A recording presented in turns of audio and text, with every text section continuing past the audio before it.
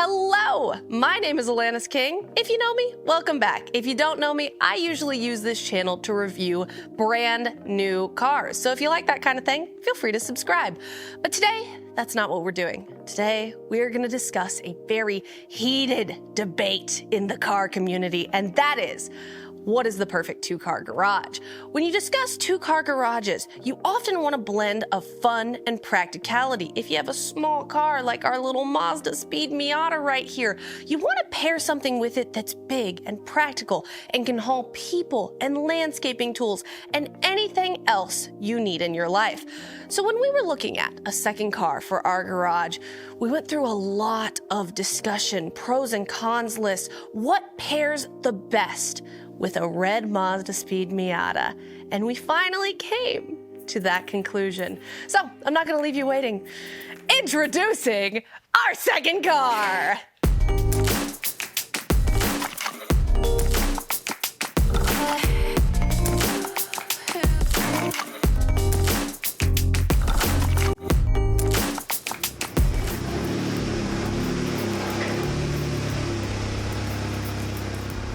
Now you might be thinking, hold on, Alanis, those are the exact same car.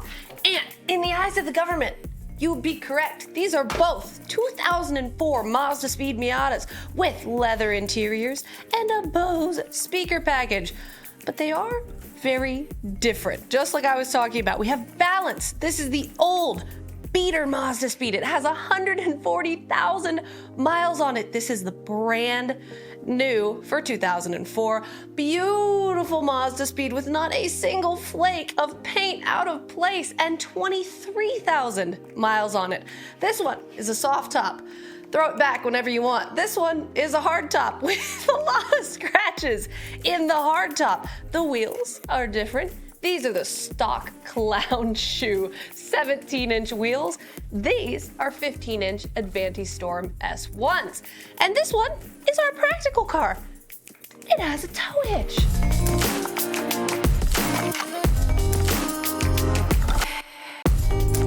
The red car has a bunch of light modifications on it. It has Super Miata Zeta coilovers, a Flyin Miata intake, a Turbo Smart blow-off valve, polyurethane suspension and differential bushings, which you can see us do on this channel, an LRB aluminum undertray, a foamectomy on the seats so taller people can drive it, LED headlights and taillights, and a whole slew of maintenance stuff that comes with a 140,000 mile car. We bought this car in 2020 and it had been sitting outside for years. There was sun damage everywhere, so we rattle can repainted a few things. It was a really good rattle can job, but still a rattle can job, like the hood, the trunk, the spoiler, and the side mirrors. But the problem with a little color called red is that red changes color so quickly, especially when it's been in the sun. So when we got the rattle can job on with the original Mazdaspeed red, we realized, oh, that doesn't match. This one's a lot more sun faded. And then we moved to the back and we realized that some of these panels back here had been repainted by someone else and they didn't match because they're not the original Mazdaspeed red. So this entire car kind of looks like paint by numbers, but that's the beauty of it. It's ours, and it's special. According to the Butt Dyno with the modifications on this car, we assume it's making somewhere in the high 180s. We don't have hard numbers on that because we haven't done any hard numbers on it. The gray car, in comparison, is completely stock. Stepping in this vehicle feels like stepping into 2004. It's like not a single day has passed. It drives so much differently. It's so rigid and stiff and everything just feels so perfect and new. And if you want a comparison video between how these two cars drive and just generally exist, let me know in the comments and maybe we'll do that for you.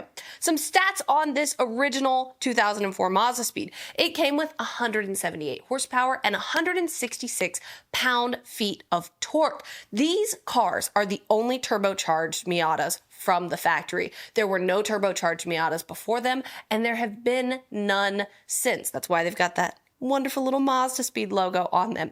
And you might think, well, Alanis, it's been 20 years. Over time, compression goes down, horsepower goes down slightly on vehicles. But this car only has 23,000 miles on it, so I bet it's making pretty close to that original 178. Everything about this car is in absolutely perfect condition.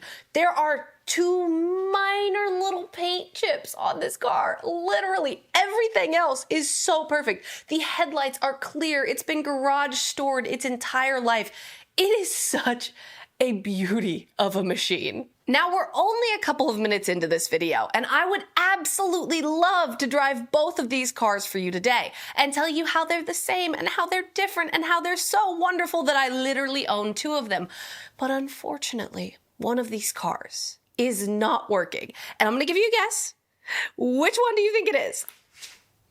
That one! The alternator has completely gone out on this car, and yes, we did troubleshoot it. We do firmly believe it's the alternator, so it needs a new one. Also, we did a headlight kit in 2020 to get rid of the yellow headlights, and while it looked beautiful at first, it does not anymore, so we're gonna fix that again and better this time. We also got a cool new tool to bleed all of the fluids out of this car, so we're gonna bleed the clutch fluid and the brake fluid and get some new stuff in here, and hopefully, by the end of this video, this guy runs. This guy runs perfectly. And our goal for this video is to make it even more perfect. And we are gonna do that thanks to our new channel partner, XPEL. You might see the XPEL sign behind me. XPEL specializes in protecting cars. So they are going to put paint protection film all over this beautiful specimen, probably one of the best Mazdaspeeds still in existence, and it's gonna be amazing. By the end of this video,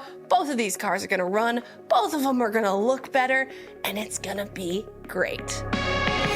Before heading to XPEL Austin, we wanted to apply XPEL's track wrap temporary film to the front of the Mazdaspeed. This should protect it from any rock chips on the drive over. You can apply it wet if you want it to look nice for photos, or you can apply it dry if all you care about is the protection. We opted for the dry application.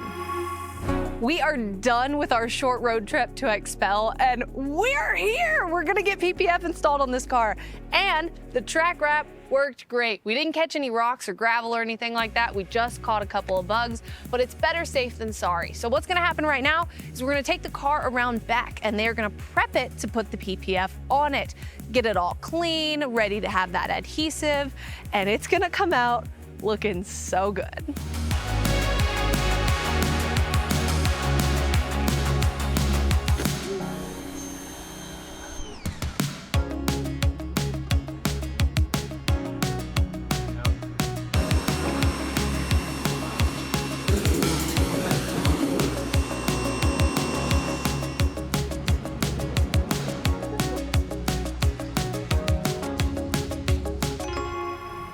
After giving the car a thorough wash, the team at XPEL clay barred the paint to remove any contaminants and wipe down the edges to ensure proper adhesion.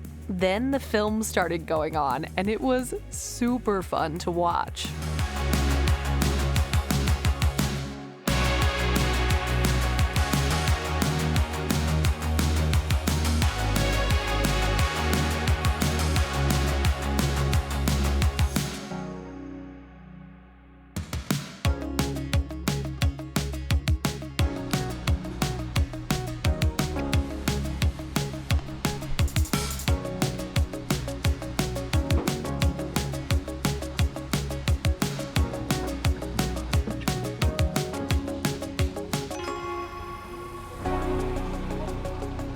We are here at XPEL Austin, and I'm gonna talk kind of quietly because everybody's really concentrated on their PPF right now, but you saw our car get cleaned outside. That happens right through those doors. And they get cleaned because you don't want anything coming in to this garage area. We also have a giant filtration system up here, so if you have dust particles or anything in the air, that goes away because you don't want that to be on the back of the film when it gets pressed on the car. Everything needs to be clean and perfect. Also over here, you'll see a little area with what is called the XPEL DAP software. What happens over there is you have this huge catalog of kits for cars like this. You pick out the kit you want, you put in the PPF material, and then the plotter over there actually cuts the kit out so that you can place it on the car and it fits. That's what happens with a lot of new cars. our car is getting a fully custom job thanks to our installer, Mark. Mark was like, I'm gonna go full send, fully custom install this. And it is so cool. The thing about PPF is that it is a product you can't see, and that's the entire thing. When you're looking at this car, I bet you cannot tell what has PPF and what doesn't. Up here, we have PPF. Back here, we don't. And the way you tell is you have to get super close, and also it adds this depth to the paint. But the goal with PPF is to protect the car, and you don't want it to be seen because that's the whole point. Something that's really cool that our installer Mark has been doing is on the other side, took a big square piece of PPF material and cut a perfect hole for this mirror and then shoved the mirror through and placed it. It is absolutely incredible. Something else cool you'll see on custom jobs is that you have to make seams. So when you look at this front bumper right here and just how curved it is, there are a couple of seams, and what you do is you hide them in the shadows. So we have a seam right here so that the PPF can stretch, and we have a seam in here. Because in order to make something like this fit, you do have to have seams. What you want to do is minimize what you can see. Mark is going wild with this install, and it is the coolest thing ever, but it's going to take him a couple more days to finish it. So we're going to check back then, and it's going to be so cool.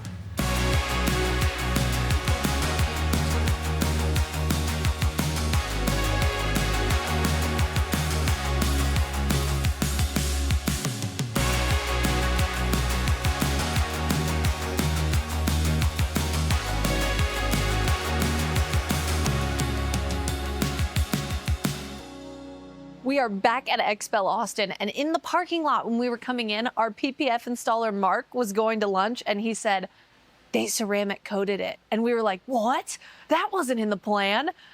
But they just said we were so excited about the PPF that they might as well ceramic coat it too. This car is beautiful. It looks absolutely icy. I am in shock. I've been looking at it for like 20 minutes and I'm still not over it. To have a 2004 car that looks brand new because it's got the PPF and the 8-year ceramic coating on it is the most exciting thing in the world. I cannot wait to take this car home and drive it and love it and have literally the best Mazdaspeed Miata on earth. So let's put on our XPEL sunglasses and go home and fix the red car.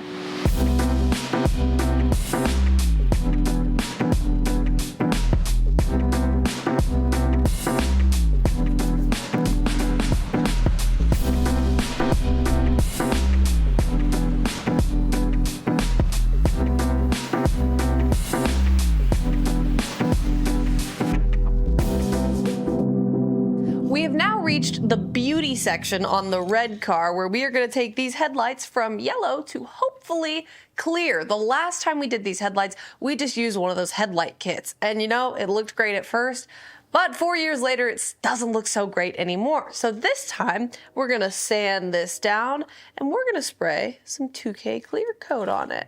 Step 1. We gotta tape up the headlights, because what you don't want is to be sanding and accidentally hit this paint. So we'll just give it a little protective rim around here.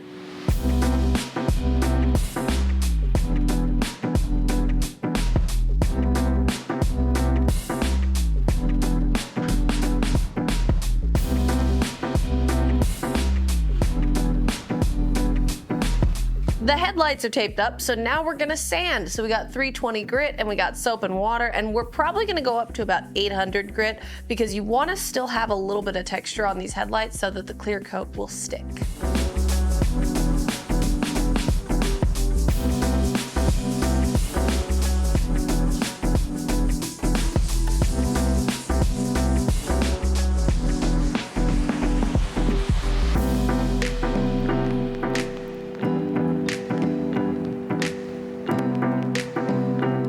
We got through the tedious part, which is sanding the headlights and taping them up. So now it's time to wipe them down with some alcohol, clean them off, and clear coat them. But first, we have to move the gray Miata because that car is perfect and we don't want to get any clear coat on it.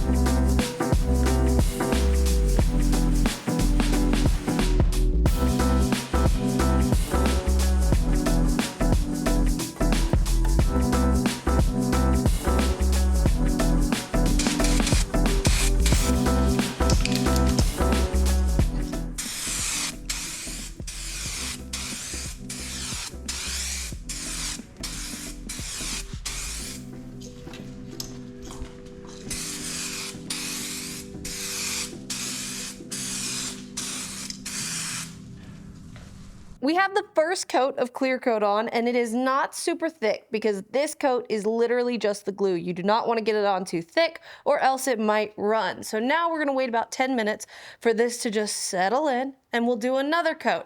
And if that coat isn't perfect, we can do a third one, but we really don't want to do more than 3.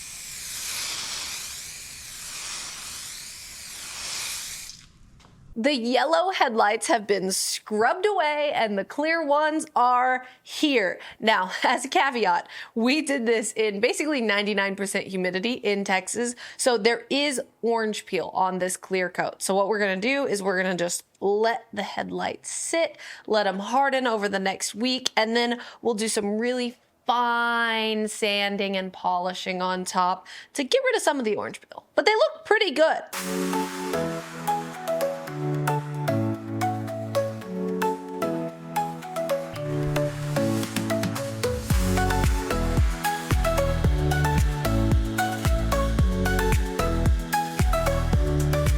To get rid of that orange peel, we are wet sanding with 3000 grit and following up with compound and polishing. We laid enough clear down that we're not worried about burning through.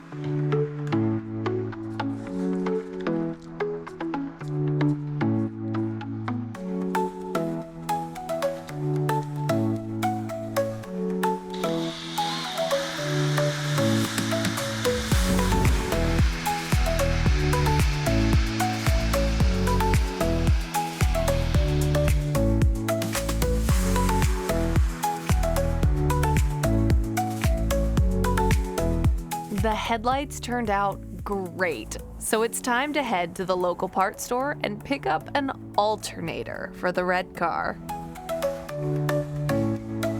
It's time for a quick baseline before we actually start working on the alternator. So we have the battery back here in the Mazdaspeed Miata because that is some supercar stuff.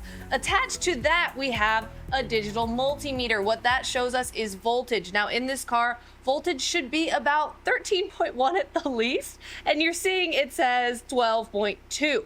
What will happen is the alternator keeps the battery charged while the car is driving. So we've had this car hooked up to a trickle charger. The battery is fine right now. In about 10 to 12 minutes, if this car was to drive, it would be done. The gauges would start going nuts and it would die because the alternator is not keeping that battery charged. You will also see that when I go in here and I flip on the headlights, this voltage will drop even more. So it was at 12.2, 12.3. Now we're dropping into the 11s. This will continue to drop if the car stays on and drives. So that means we need a new alternator, hopefully.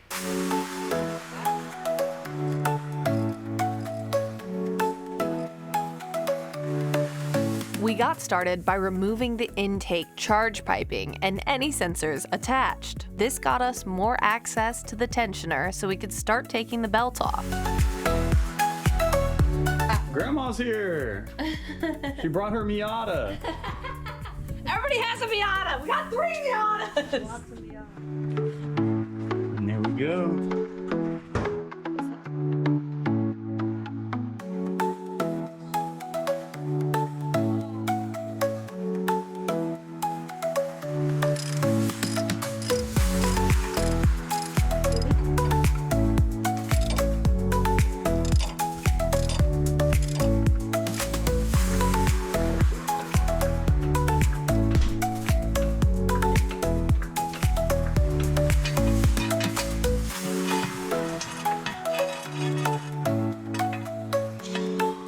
turns out people on the internet are right, and you do, in fact, need to remove the under tray and lift the car to loosen the bottom bolt on the alternator.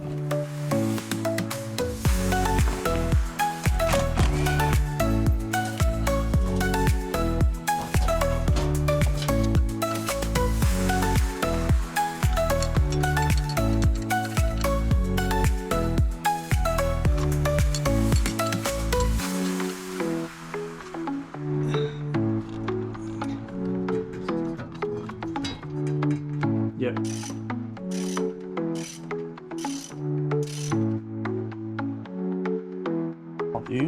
Do you need me to get it from a smaller hand? Or is it attached to something still? It's not attached to anything, no, but Okay, well, I don't think there's enough space. I have a smaller hand. I'm gonna have to take that little pipe right there off.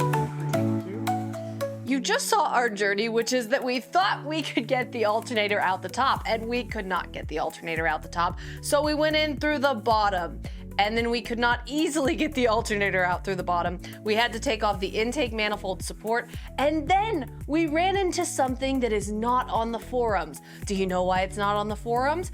Because it's the turbo intake. And most Miatas don't have a turbo.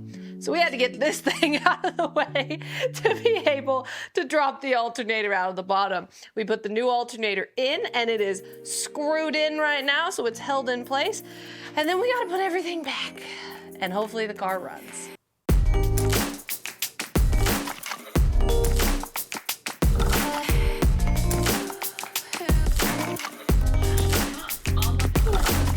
My hands are too sweaty, but Nope. going over.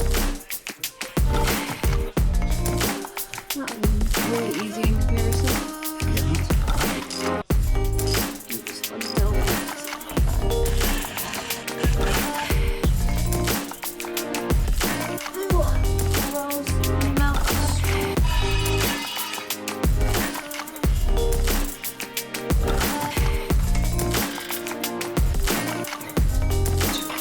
We are now starting the car for the first time, and we're gonna see if it works.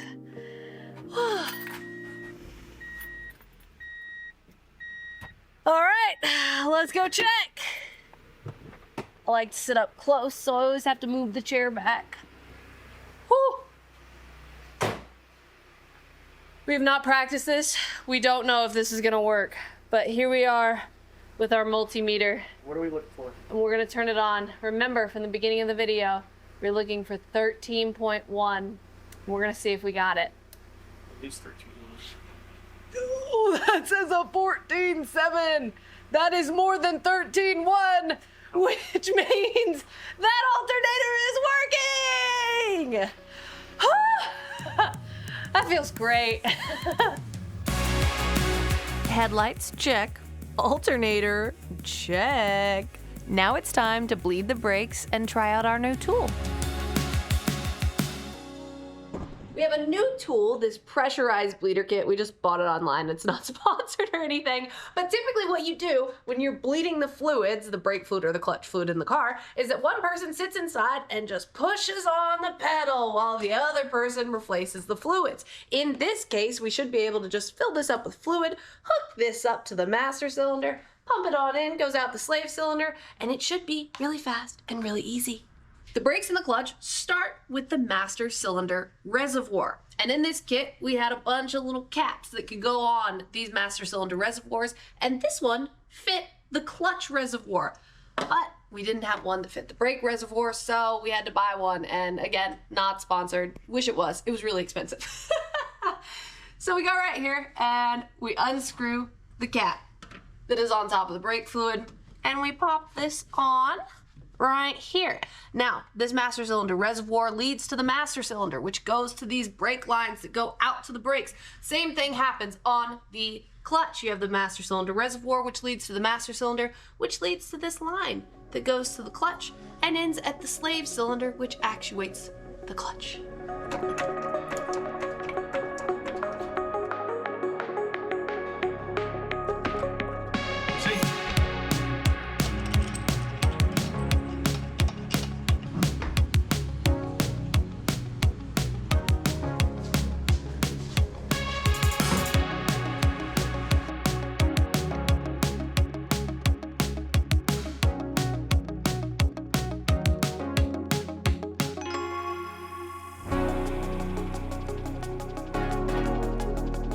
All right, so we're gonna open the valve here, and we have all of our fluid over here pressurized, and hopefully that means this goes up into the master cylinder, and then we get a bunch of old fluid down here in our little bottle.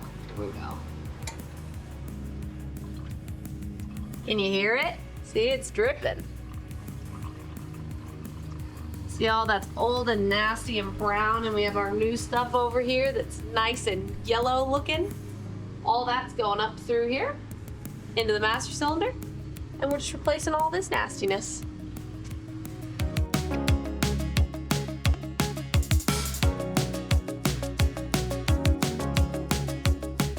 We got the brakes done, but we ran out of fluid, so we got some more, and we're gonna do the clutch next. All right.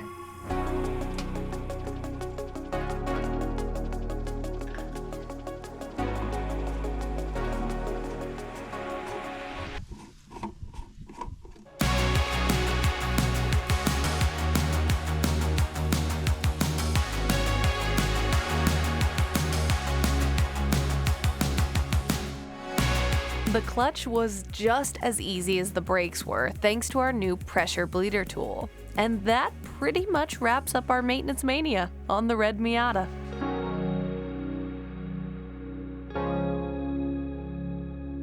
The gray car and the red car both look better and drive better after our projects on them. We've got the XPEL PPF on the perfect gray car to protect it forever, which is really awesome. And then on the red car, we flushed the fluids, we did the alternator, and we got those yellow headlights not looking so yellow anymore. So currently, our fleet is up and running with working alternators and mostly lovely paint. Thank you all so much for watching. For now, I'm gonna enjoy the beauty of owning two Mazdaspeed Miatas.